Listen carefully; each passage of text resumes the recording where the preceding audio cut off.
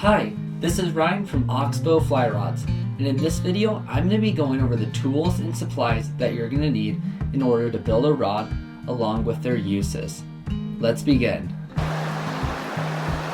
Okay, so the first thing that you're going to need in order to build your fly rod is masking tape.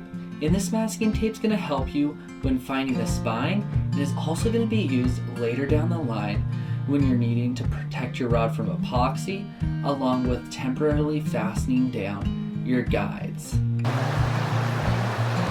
The next tool that you're going to need is a grease pencil. And this grease pencil is going to be very helpful in marking your guide spacing, along with finding the spine of your rod and marking that down as well. After that, you're going to need a tape measure.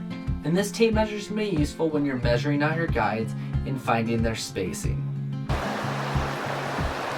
Then you're going to need a reamer. And what a reamer is going to do is it's going to be used when you're test fitting your rod to your grip, and it'll make you so you can do slight adjustments.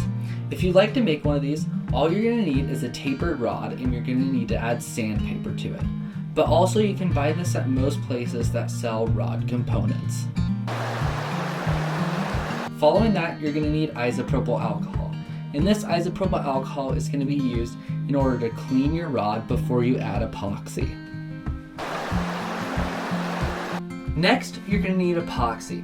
And this epoxy is going to be used in order to attach your grip to your reel seat and then to your rod. And what I'll be using is an epoxy by Pro Paste. And this will be a type A resin, and then I'll also be using a type B hardener. After that, you're going to need a stirring stick. And this stirring stick is going to be useful in making sure that your epoxy is well stirred along with your thread finish. Following that, you're going to need thread. And this thread is going to be used in order to wrap on your guides. And you're also going to want to make sure that this thread is specific to rod building.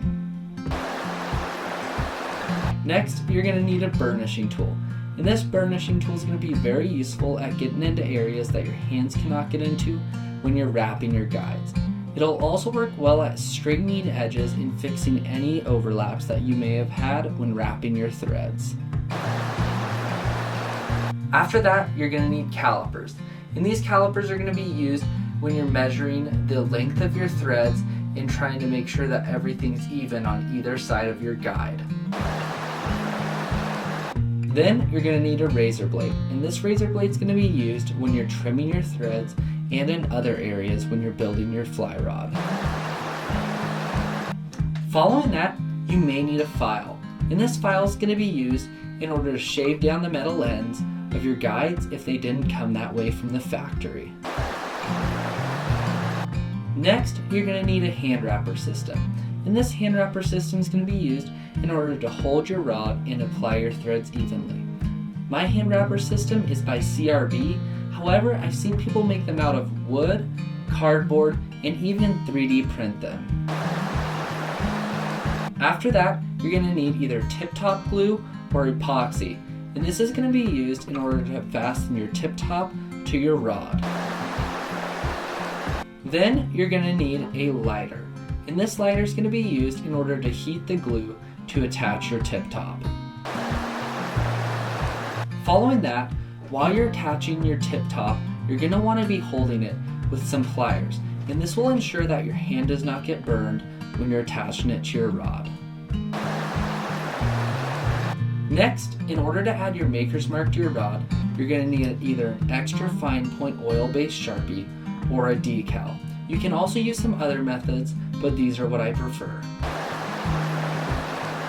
After that, you're going to need a cup and a brush, and you're going to use this when you're applying your thread finish to your rod. Then you're going to need a thread finish, and I like using Pro Coat because it turns out best in the end. And the first thing you're going to need is a part A, which is a resin, and then you're going to need a part B, which is a hardener.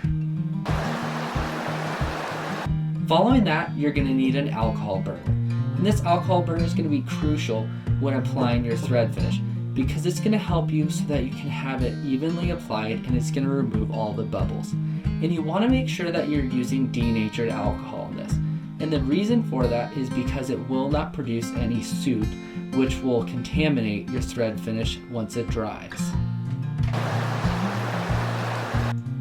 Finally, you're going to need a rod drying system. And this rod drying system is going to be used to slowly spin your rod as you apply your thread finish, and it'll also be used after that while you're waiting for your rod to dry. And the rod drying system that I have here is by CRB. However, I've seen people make these rod drying systems out of power tools as well.